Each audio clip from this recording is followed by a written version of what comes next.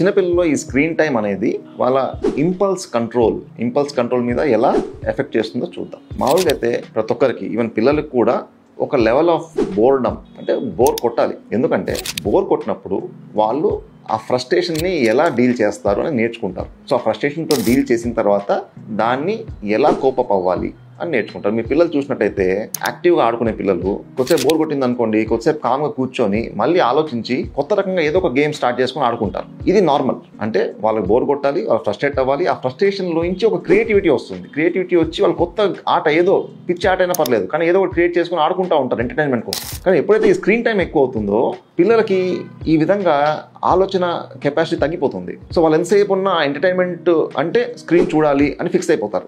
Screen లేకున్నా కూడా మనం ఎంటర్టైన్ అవ్వగలము, మన మీద మనమే డిపెండ్ అయ్యి గేమ్స్ క్రియేట్ చేసుకోగలము, పక్కన వాళ్ళని ఇన్వాల్వ్ చేసి గేమ్స్ ఆడగలము, ఇవన్నీ కూడా వాళ్ళు టోటల్గా మర్చిపోతారు. సో వాళ్ళకి only source of entertainment screen అయిపోతుంది.